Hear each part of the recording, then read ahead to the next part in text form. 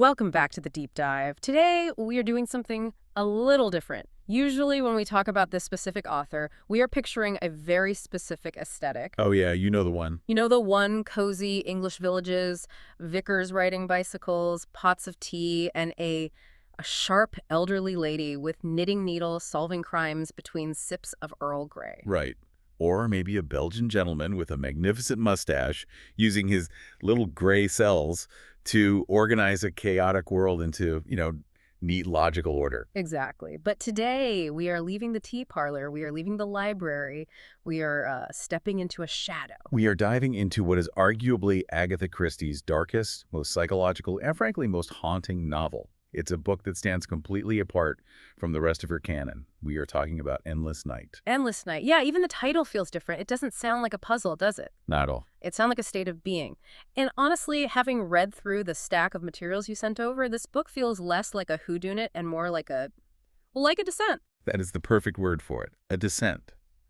If you pick up this book expecting the usual formula, a murder in chapter 1, an investigation in the middle, and a drawing room reveal at the end, you are going to be completely disoriented. Completely lost. In fact, for a huge chunk of this novel, you might forget you're reading a crime story at all.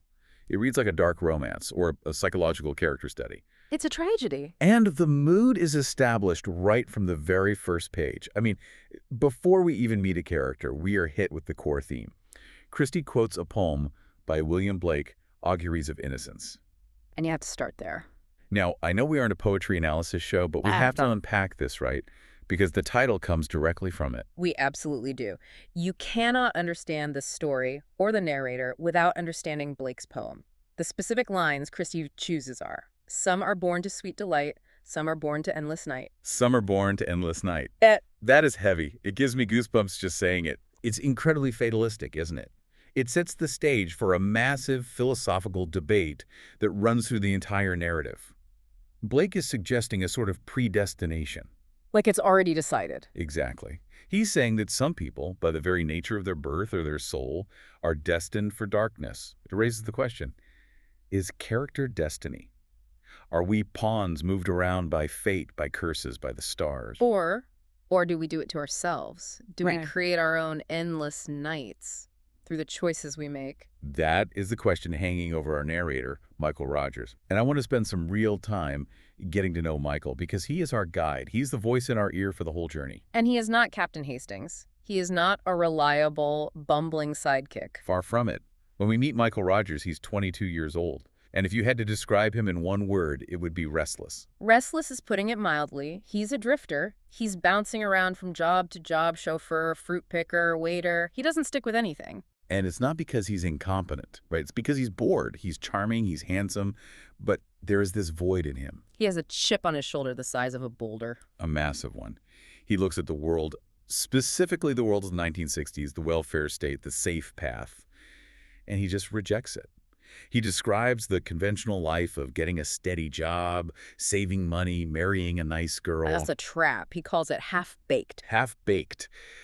That's such a telling insult. He wants something fully cooked. He wants richness. He talks about wanting to find something, but he doesn't know what it is. I think a lot of people in their early 20s can relate to that feeling of potential without direction. But with Michael, it feels sharper. It feels, I don't know, almost predatory. It's not just ambition. It's a hunger. And this brings us to a specific moment in the source material that I think is the key to unlocking Michael's entire psychology. We call it the Bond Street moment. Oh, I love this scene. It's so cinematic. So paint the picture for us. Michael is broke. He's living paycheck to paycheck, probably wearing clothes that are decent, but, a bit worn. And he's walking down Bond Street in London. The epicenter of luxury. Exactly. This is where the old money shops. And Michael stops at a gallery window and sees a painting. It's a painting of a horse. Now, Michael knows nothing about art history. He's not educated in that sense. No, but he walks into this high-end gallery. And this is the part that gets me. He's not intimidated. Not at all. Most people in his shoes walking into a hushed, expensive gallery with snooty staff would feel small. They'd feel like they didn't belong. Michael walks in like he owns the place. He asks the price. The dealer tells him it's £25,000. 25,000 pounds in the 1960s. I mean, that is an astronomical fortune. Yeah. That's buy a row of houses money. And Michael doesn't flinch. He doesn't laugh. He doesn't act shocked. He just nods. He feels a kinship with it. He feels that he understands the quality of it better than some rich collector who just wants it for an investment. That is the crux of Michael Rogers. He believes that he is entitled to quality. He believes he has the taste of a king, even if he has the wallet of a pauper. He rejects the mediocre. And that disconnect between what he feels he deserves and what he actually has is what drives him. It's the engine. It's what leads him to Gypsy's Acre. So let's go there. Gypsy's Acre. Even the name sounds like a warning. It does, doesn't it? It's a very specific setting. We're talking about a winding road, dark fir trees, a spot overlooking the sea and the moors. It's romantic, but in a gothic way. Totally. And there's a ruined house there, originally called the Towers, but the locals call it Gypsy's Acre because of the lore attached to it. It's a place of accidents. It's a place where things go wrong. And Michael falls in love with it. He's wandering around these ruins, and this is where he meets Ellie. Now, the way this meeting is described, it's almost too perfect. It's like a fairy tale. It is. She's standing there in the fir trees, almost blending in. Michael describes it as a magical moment. He approaches her, and they start talking.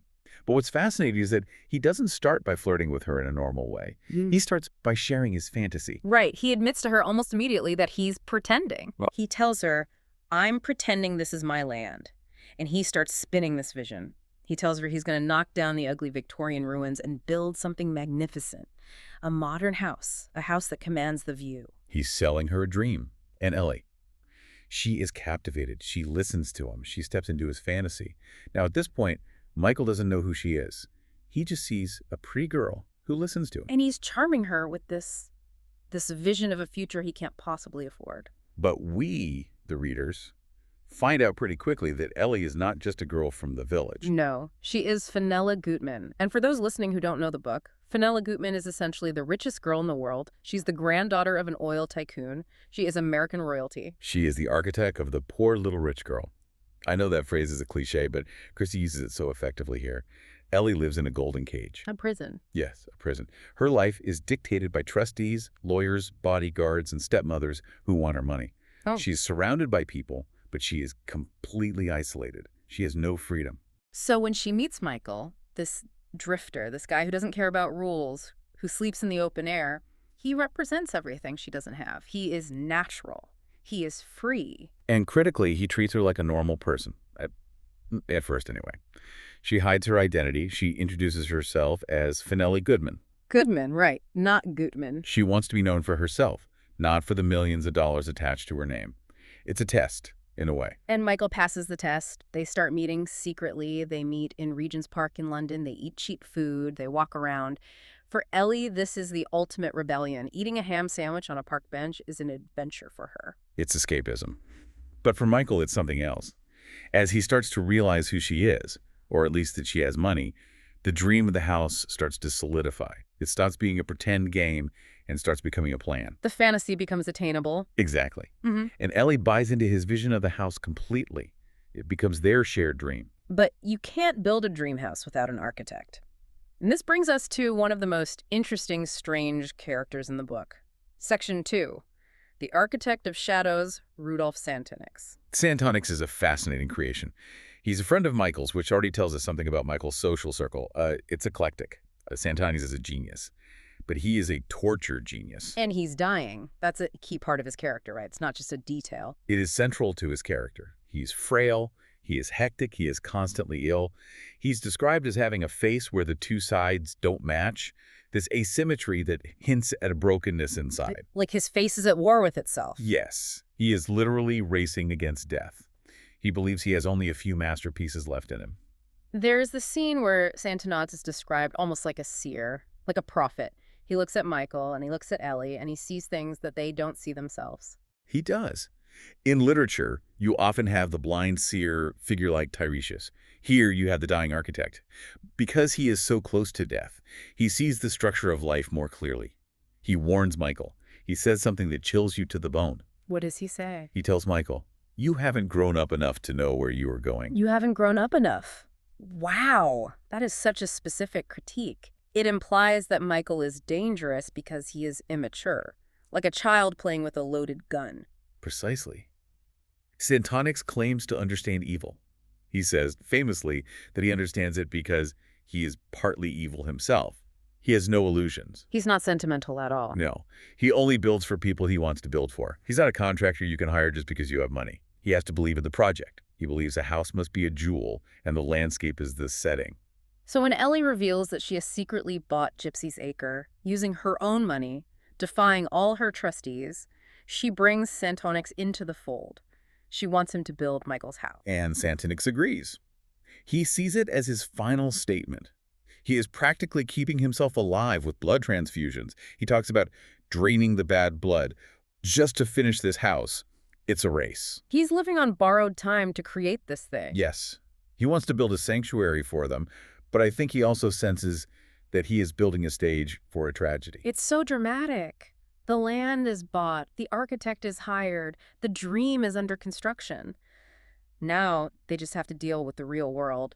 Section 3, the secret marriage and the vultures. This is where the fairy tale meets the legal system. Ellie knows her family will never approve of Michael. He has no money, no background, no prospects, so they elope. They get married in a registry office in Plymouth. It's very bare bones, no family, just them. Well, almost just them. We have to talk about Greta here. Ah, yes. Greta Anderson. We'll dive deeper into her later, but she is Ellie's companion. She's the one person Ellie trusts. And Greta actually helped facilitate this whole romance. She covered for Ellie so she could sneak out. Greta wanted to be at the wedding. She wanted to be the witness. But Michael says no, and he's pretty aggressive about it. He says, to hell with Greta. He refuses to let her come. This is a crucial character beat for Michael. It shows his possessiveness. He wants Ellie all to himself. He resents anyone else having a claim on her, even her best friend. He wants to be the center of her universe. He's isolating her from the start. He's jealous of the influence Greta has.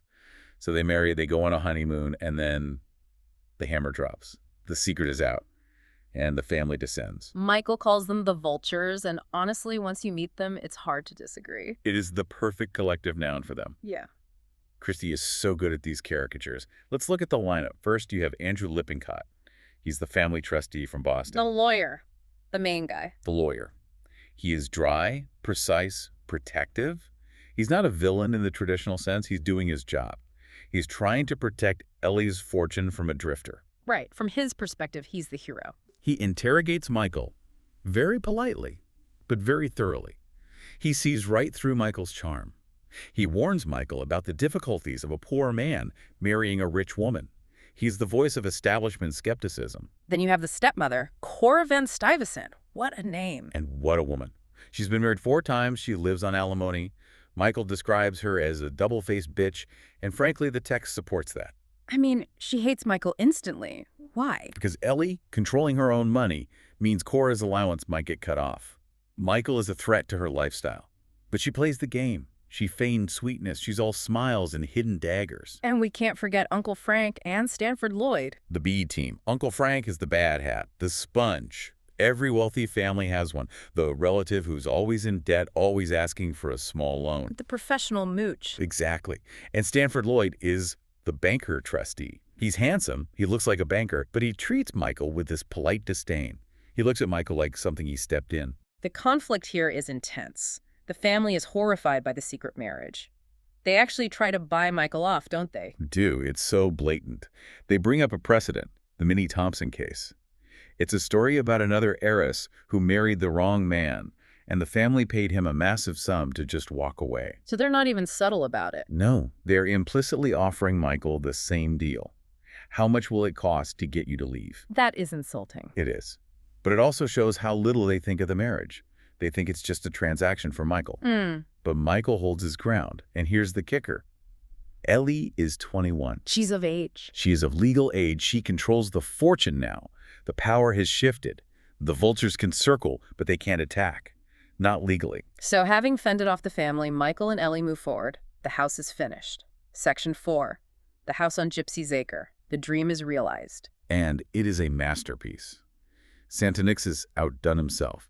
It's modern, it's sleek, it has huge windows, it challenges the landscape, it doesn't try to blend into the English countryside, it asserts itself. It's a statement of victory. A monument to their love or their ambition or Yes, something. but the move in, it's not exactly joyous. There's an omen right at the door. The threshold. Michael carries Ellie over the threshold, the classic romantic gesture, but he stumbles. He stumbles. just a little bit. I hate that, a stumble on the threshold. It's such a primal bad sign. It's one of the oldest superstitions.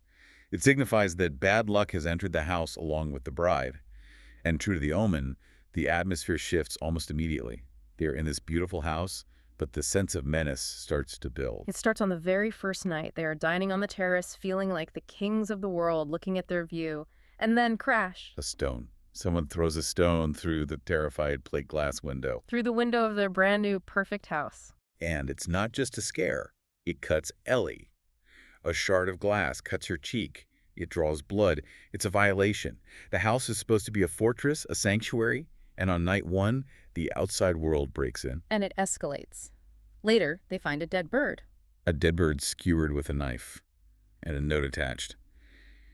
Get out of here if you know what's good for you. Okay, that feels personal. That does not feel like random kids. No, this is targeted. And this brings us to the source of the local dread, Mrs. Esther Lee, the gypsy. She's the wise woman of the village. She lives in a cottage nearby. In the beginning, she just warned Ellie to leave. Just, this is a bad place. But now she is actively threatening them. She's a powerful figure. She shakes her fist at them when they drive by. And she delivers a prophecy that is so specific, it haunts the rest of the book. Oh, this part. She tells Ellie, "It's death I see. There, behind your left shoulder." Behind your left shoulder. That is terrifyingly precise. Chills. It is. And she adds a detail about the horse. Ellie loves to ride. Mrs. Lee warns her that the horse with one white foot is bad luck. "One white foot by him. 2 white feet try him. 4 white feet feed him to the crows." It's an old rhyme, but she twists it into a curse. Now, there is a character, Major Philpott, who is sort of the benevolent squire of the village. He welcomes Michael and Ellie, and he has a theory about Mrs. Lee that grounds this in reality. Right, and this is important. Major Philpott suggests that Mrs. Lee isn't just a spooky old woman acting on superstition. He thinks she might be getting paid. He thinks someone is paying her to frighten Ellie away. Which changes everything. If she's being paid, then there is a human hand behind this curse.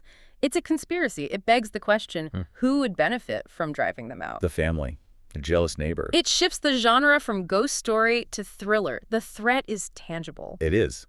But while the external threat is banging on the windows, there is an internal threat moving into the guest room. Section 5. The domestic triangle. Greta returns. Greta Anderson.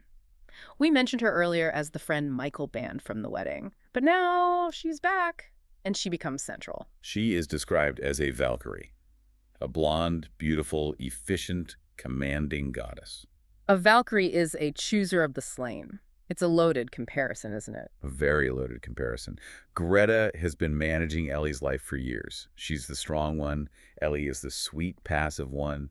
And when Ellie sprains her ankle in the woods, a minor accident, Greta swoops in to nurse her. And she never leaves. She just moves in. And suddenly the dynamic of the house changes. Michael starts to feel like he's the guest. Completely. Greta orders the food. Greta arranges the flowers. Greta decides when Ellie rests. It's a domestic invasion. Michael resents it furiously. He feels like he's losing his wife to this woman. There is a scene where they have a massive row on the terrace. Michael explodes. He screams at her. He tells her to get out. But, and this is the twist, he backs down. Yeah. He apologizes. Why? Because he can't win. He can't. He realizes Ellie is dependent on Greta. Ellie needs Greta's strength. If Michael forces Greta out, he hurts Ellie. He realizes he can't win a direct confrontation. So he submits. He accepts the triangle. And just when things couldn't get more tense, Santonix visits the house. He sees the three of them together, Michael, Ellie, Greta, and he gives Michael another warning. Santonix is the only one who sees the danger of Greta clearly. He's on his last legs, but his vision is sharp. He pulls Michael aside. What does he say this time? He tells Michael, "She's stronger than you. Send that other woman away, Mike, before it's too late." He sees that it's a battle of wills, and Michael, for all his arrogance, is the weaker party. Greta is a force of nature. Wow. It feels like the walls are closing in. You have the gypsy cursing them from the woods. You have the Valkyrie taking over the living room. And then a ghost from Michael's past shows up. Section 6, the shadow of the past Michael's mother. Mrs. Rogers. This is such a pivotal section for understanding Michael's psyche. Throughout the book, Michael has distanced himself from his mother. He describes her as hard, controlling, a working-class woman who works too hard and feels too little. He's ashamed of his background, basically. On the surface, yes. She shows up at Gypsy's Acre uninvited. Michael is horrified. He doesn't want his new rich life colliding with his old poor life. But then we find out something incredible. Ellie had already met her. This is a bombshell. Ellie, the heiress, secretly visited Mrs. Rogers in her tiny, immaculate house. She wanted to know about the man she married. And Mrs. Rogers told Ellie the truth. She said something that I think is one of the most important lines in the book. What was it? She said, "He's not ashamed of me. He's afraid of me." That line stops me in my tracks every time. He's afraid of me. Why is he afraid of her? She's just his mom. Because she knows him. She has second sight, just like the gypsy. She sees through Michael's charm. She knows that underneath the handsome face there is a darkness. She refuses to buy into his fantasy. There's this detail about the eye of God. Yes. In Mrs. Rogers' house, there was a plaque on the wall when Michael was a child. "Thou, God, seest me." And I painted on it. It terrified Michael. It's his conscience. Or rather, the external observation of his sins. Mrs. Rogers represents that eye. She implies that Michael has a nature that needs watching. She's not just a strict mom. She's a jailer who knows her prisoner is dangerous. And when Michael tries to buy her off, he sends her a big check, trying to show off his success. What does she do? She sends it back, torn in half. That is a power move. It's a total rejection. It denies him the validation he craves. It tells him that his money means nothing to her, and his success is built on sand. It adds this deep layer of psychological dread to the story. We sort of wonder, what is it in Michael that his own mother is so afraid of? The tension is it's at a breaking point. And that brings us to Section 7, the fatal day, September 17th. The day begins with a very specific mood. Michael wakes up feeling fey. Fey, it's a Scottish word. Major Philpott explains it earlier in the book. It refers to a state of unnatural happiness or high spirits that occurs just before a sudden death. It's a doom-laden joy. Michael feels invincible. He feels like the king of the world. And the setup of the day is deceptively mundane, isn't it? Completely. Greta is away. She's gone to London for a white sale with a neighbor. So the house is empty of her presence. It's just Michael and Ellie. Michael goes to an auction with Major Philpott. He's in such a good mood. He buys a desk, a papier-mâché desk. It's a whimsical, useless, beautiful thing. A totally frivolous purchase. Yeah. He buys it as a birthday surprise for Ellie. He is planning for a future. He is thinking about birthdays. Meanwhile, Ellie goes for her morning ride. On the horse, with the one white foot. On the horse, Michael and Philpott go to the pub, the George and Bardington, for lunch. They're supposed to meet Ellie there. They order drinks, they chat, and they wait. And they wait. And she never comes. The slow creep of dread in this chapter is masterful. They finish their drinks. They start to get worried. They drive back to Gypsy's Acre. And on the way, they find a witness, an old roadman working on the verge. And what he says is the image that defines the tragedy. What does he see? He says he saw a horse, a riderless horse, galloping against the skyline. A riderless horse. It's such a symbol of fallen kings, of loss. It's so cinematic. And he has one more thing. He thinks he saw the gypsy woman, Mrs. Lee, in the woods earlier, like a shadow. So the piece is locked together. The curse, the gypsy, the horse. Michael and Philpott run into the woods. They search, and they find her. They find Ellie. She is lying on the ground in the woods. She is dead. But, and this is the honking part, she looks peaceful. There's no blood, no broken neck, no sign of violence. She's just gone, like a candle blown out. Section 8, the inquest and the aftermath. Everyone wants answers. How does a healthy 21-year-old just drop dead falling off a horse? The medical evidence is baffling. Dr. Shaw testifies. He says death was instantaneous. The cause was heart failure due to shock or asphyxia. But when they do the autopsy, they find no organic disease. Her heart looked fine. But wait. Throughout the book, there were whispers. Greta kept talking about Ellie having a weak heart. Exactly. Greta planted that seed. At the inquest, she testifies again, emphasizing Ellie's frailty. Oh, is she tired easily? Oh, we had to be careful.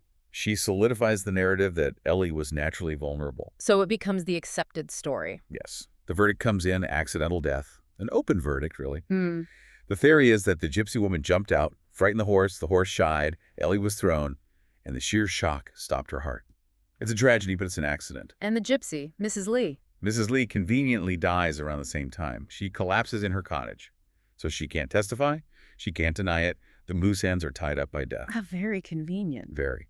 And Michael is left standing in the wreckage. How does he react? He is destroyed. He walks through the days like a zombie. Greta takes charge. She handles the funeral. She pulls down the blinds. She organizes everything. She takes over. She becomes the mistress of the house of mourning. The endless night has truly begun. The dream house is now a mausoleum.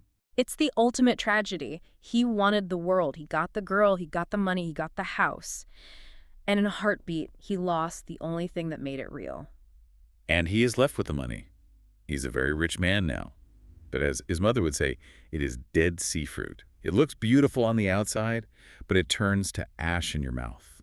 So we reach the end of the story, or as the quote says, the beginning. In my end is my beginning. It's circular. Michael started as a drifter looking for a life.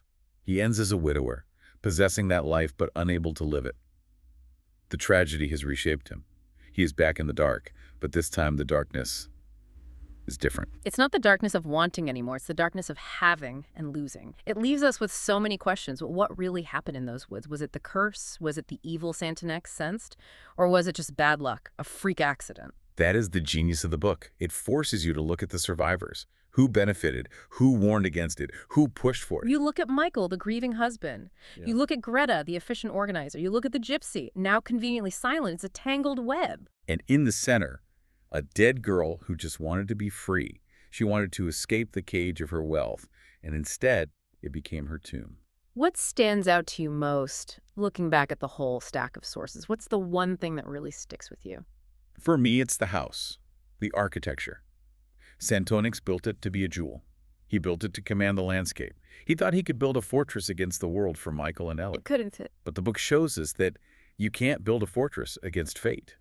And you certainly can't build a fortress against human nature. That is a chilling thought. You can have the perfect design, the perfect view, the perfect bank account, and the stone still comes through the window. And sometimes, as we've hinted, the stone comes from inside the house. Ooh. Okay, we are going to leave it there. That is a heavy thought to chew on. The stone comes from inside the house. Indeed. This book is a masterpiece of atmosphere. If you haven't read Endless Night, go read it. The writing is hypnotic. It is Christie operating on a completely different level. It really is. It's a psychological horror story disguised as a romance. Thank you for guiding us through the shadows today. My pleasure. Just, if you go riding, watch out for horses with one white foot. And stay away from gypsies, Acre. Thanks for listening to The Deep Dive. We'll see you next time. And in daylight, hopefully. Hopefully. Bye.